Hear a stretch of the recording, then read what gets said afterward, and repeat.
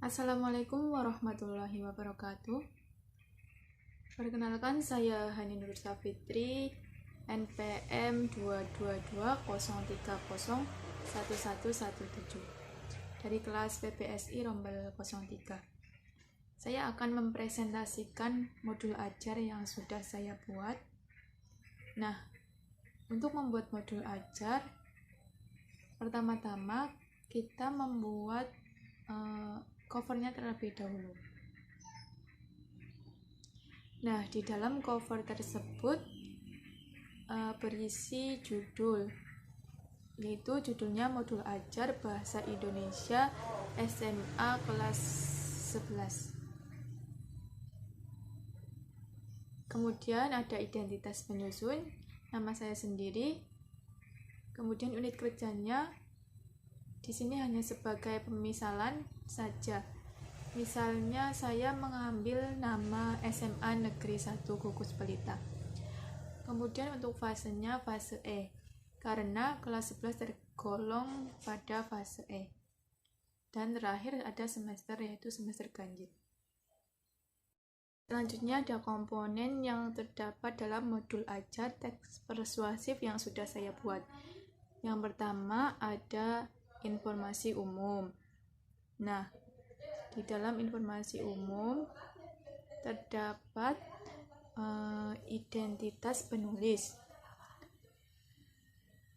Nah, untuk identitas penulisnya ada nama saya, yaitu Hani Nur Safitri. Kemudian ada jenjang sekolahnya dan kelas, yaitu jenjang sekolah SMA kelas 11. Kemudian alokasi waktunya 1 kali pertemuan 90 menit. Kemudian yang kedua ada tujuan pembelajaran.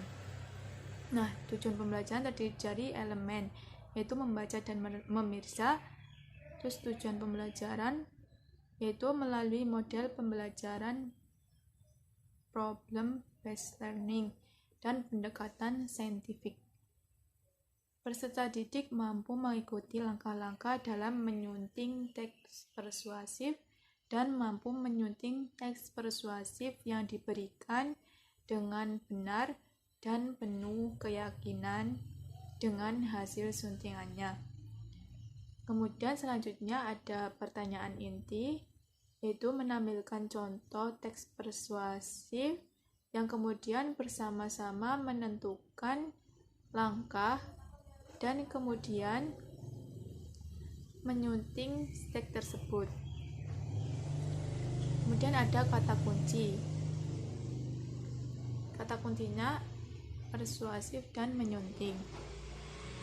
Kemudian deskripsi umum kegiatan, yaitu pembelajaran akan membahas mengenai bagaimana caranya menyunting teks persuasif yang sudah ada dan membenarkannya sesuai dengan kaidah kebahasaan teks persuasif.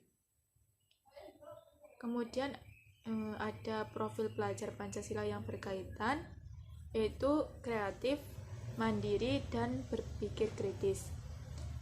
Selanjutnya ada sarana dan prasarana yang digunakan,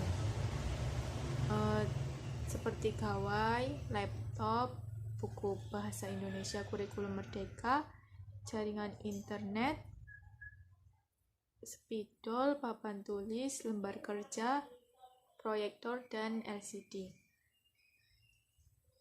Selanjutnya target siswa, siswanya siswa reguler dan siswa dengan hambatan belajar. Kemudian jumlah peserta didik, maksimal peserta didik 36. Ketersediaan materi, ada pengayaan untuk siswa berpencapaian tinggi dan alternatif penjelasan atau metode bagi siswa yang sulit memahami konsep. Kemudian ada pendekatan, model, dan metode pembelajaran yang digunakan. Ada pendekatan saintifik. Nah, model pembelajarannya problem based learning, dan tatap muka. Metodenya mind mapping, presentasi, tanya jawab, dan diskusi, serta penugasan. Kemudian yang terakhir ada media, alat, dan bahan, serta perkiraan biaya. Untuk medianya teks persuasif, alat dan bahannya jaringan internet, proyektor, LCD, komputer atau laptop, handphone, pulpen, dan spidol.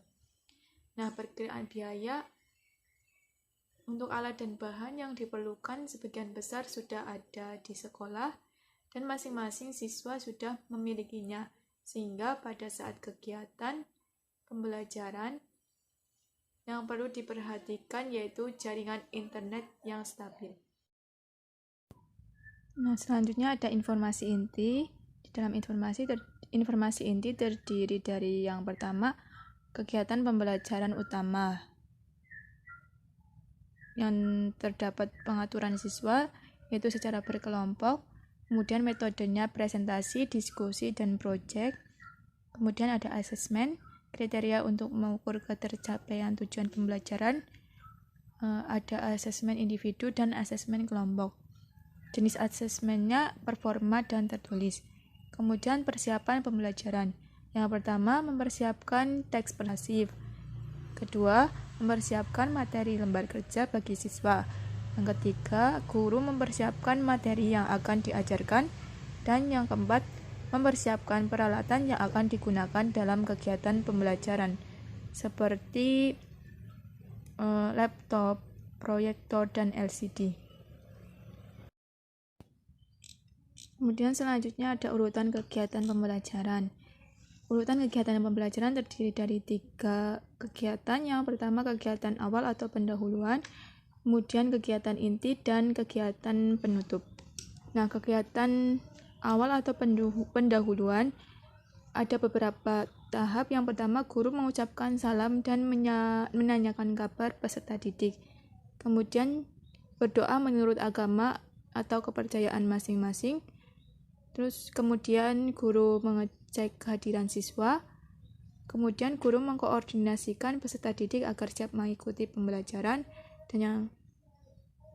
Kemudian guru memberikan motivasi kepada peserta didik agar semangat mengikuti pembelajaran dan meyakinkan peserta didik bahwa menyunting teks persuasif mempunyai banyak manfaat dan mudah dilakukan.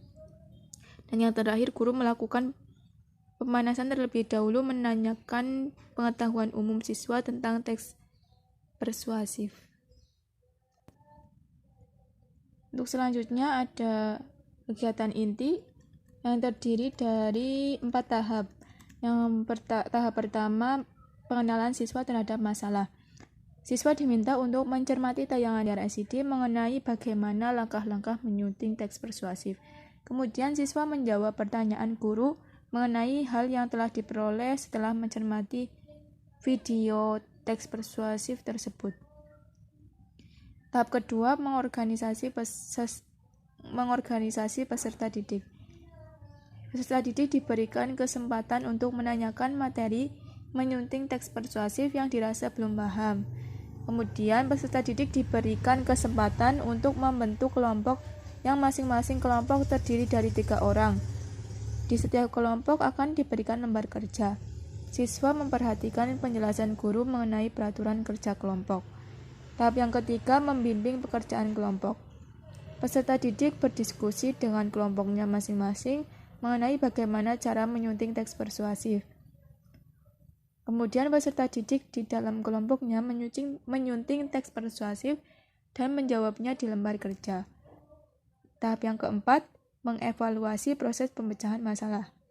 Yang pertama, masing-masing kelompok menyampaikan hasil suntingannya di depan kelas. Kedua, peserta didik dipersilakan untuk saling menanggapi antar kelompok satu sama lain. Yang ketiga, peserta didik memperhatikan klarifikasi guru terkait tanggapan peserta didik mengenai hasil pekerjaannya. Dan yang keempat, setiap kelompok menyerahkan hasil lembar kerja yang sudah selesai kepada guru. Urutan pembelajaran yang terakhir yaitu kegiatan penutup. Yang pertama, guru dan siswa menyimpulkan materi pembelajaran tentang menyunting teks persuasif secara bersama-sama. Yang kedua, kelompok yang memiliki kinerja dan kerjasama yang baik diberikan apresiasi oleh guru. Yang ketiga, guru melakukan refleksi kegiatan pembelajaran hari ini untuk pembelajaran selanjutnya. Yang keempat, guru memberikan informasi mengenai materi untuk pertemuan pembelajaran selanjutnya. Dan yang kelima, kegiatan pembelajaran hari ini ditutup oleh guru dengan mengucapkan salam. Komponen modul ajar yang terakhir yaitu lampiran. Dalam lampiran terdiri dari lembar kerja peserta didik, bahan bacaan siswa yaitu buku siswa bahasa Indonesia kelas 11 dan internet, daftar pustaka dan pengayaan serta remedial.